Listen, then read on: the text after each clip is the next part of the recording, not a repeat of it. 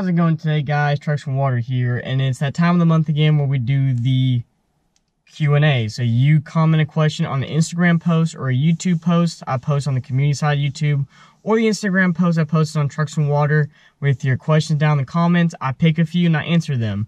If you want to be part of the next one, make sure you follow Trucks from Water Instagram and the community part of YouTube, and make sure the questions are unique and different than what I've talked about in this Q&A and previous Q&As. So, before we get in this video, also, I want to thank y'all so much. We hit a huge milestone this past weekend. We hit 6,000 plus followers and over 1 million views on my YouTube channel. I can't thank y'all enough for your support. Y'all are fantastic. Let's keep those numbers growing, guys. Let's keep making the family bigger, and let's get right into this Q&A.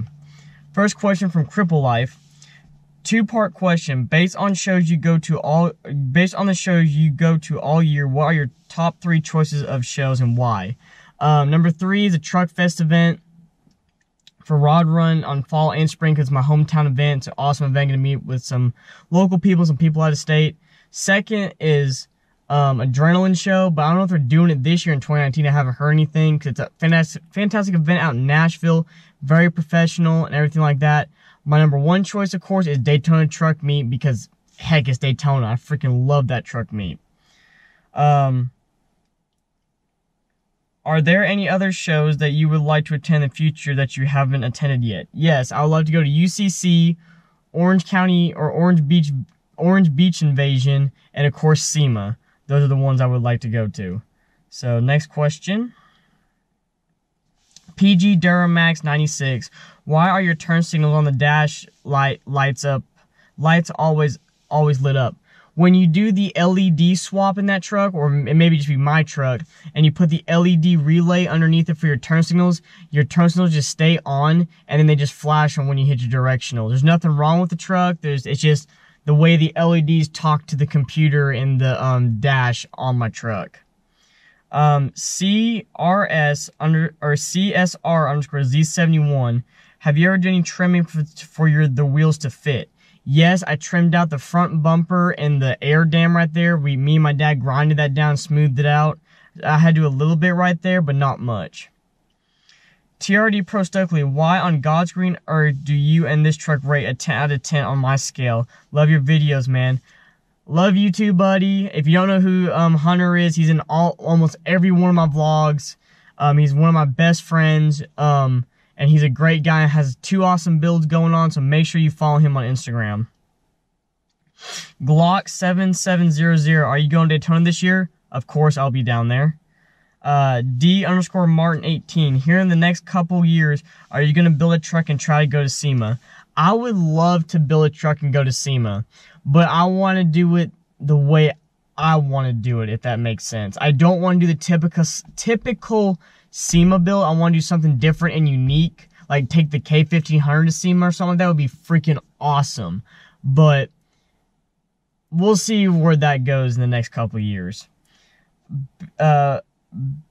Biddle Tyler, would you ever consider a wrap just to change things up a bit? Once I get the body and the trim taken off and all that stuff's done, I plan on actually doing a wrap, but not in the sense of a full body wrap.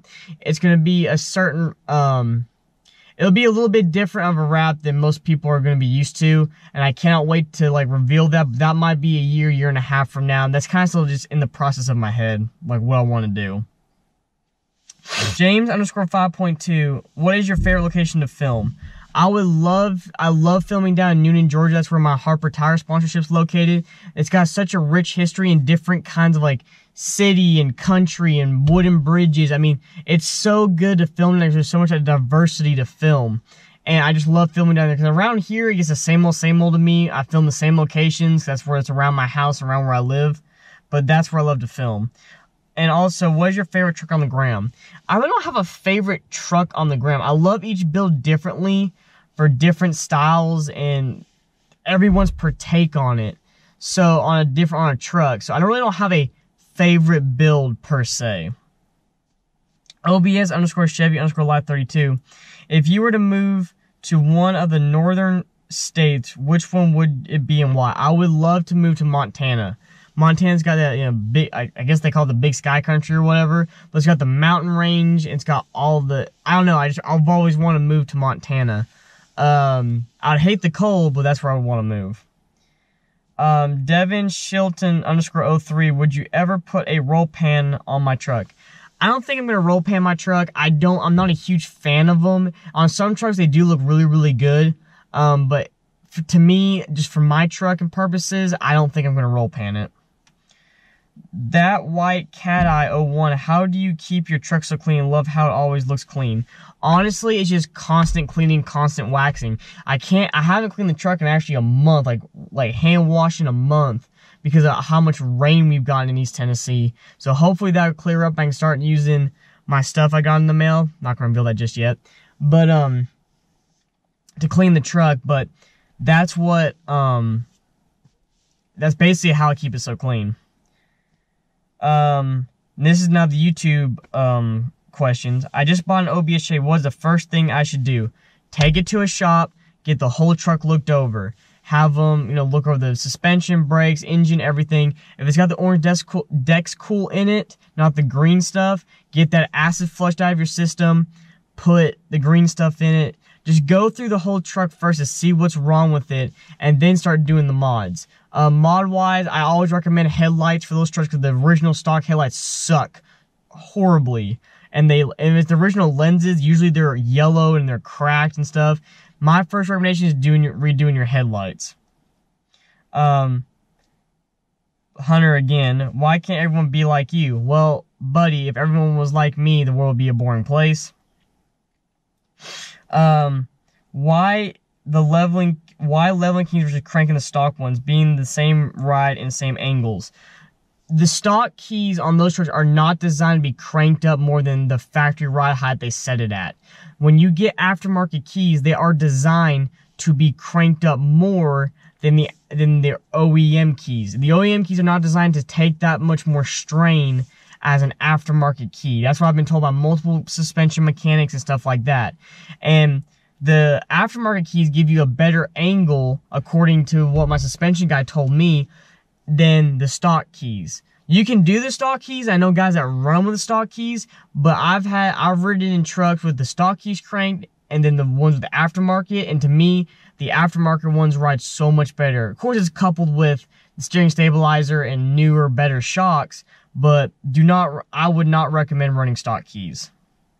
What do you do to prevent rust and other than washing it? Don't off-road it, like sinking in mud holes and stuff like that, and just wash it, honestly. Now, on my truck, on the Chevy, from the OBS Chevys, the round eye year and the cat eye years, no matter how, if it's your driver and you drive it and it doesn't sit in a garage, you know, 9 months out of the year or whatever, and you drive it, they will develop surface rust at least underneath the paint or on the back side of the bodywork, underneath like where the rockers are and the cab corners are. It's just unfortunately a fact of life. I know of very few trucks that have never developed that kind of stuff. For my year, the 2000 or 99 to 2002 round eye, and then the cat eye year. But those trucks also sat in the garage and they're show trucks. They've been like clean, polished, whole 9 yards. I'm gonna go over in a future video what's wrong with my truck body wise and why I'm getting the paint and body corrected. Would you ever put another light bar on your truck? Yes, that's coming in with the front end swap, so stay tuned with that. Do you ever think you might run a 6-inch lift in 24x14s?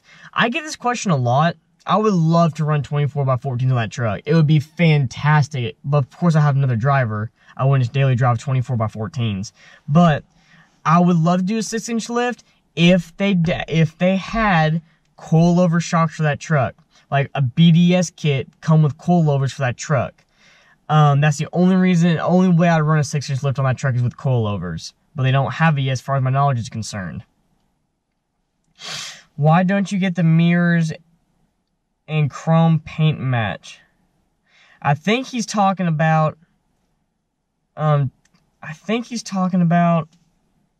getting 2015 style tow mirrors, which I'm gonna get and paint match them to the truck. And that is it. I want to thank you guys so much for watching this video. If you liked the video, leave a like. If you're new to the channel, please subscribe. Join the Trucks and Water family. We're constantly growing and changing and trying new and better things. Thank you all so much for your questions. I hope that answers them for a lot of you. If your question wasn't in this video, make sure you wait till the beginning of next month and to comment something unique and different to hopefully possibly get into one of these Q&A videos. So thank you all so much for watching this video. Like, comment, subscribe, do what you guys do best. Hope you all have a great day, and remember, never give up on your dreams.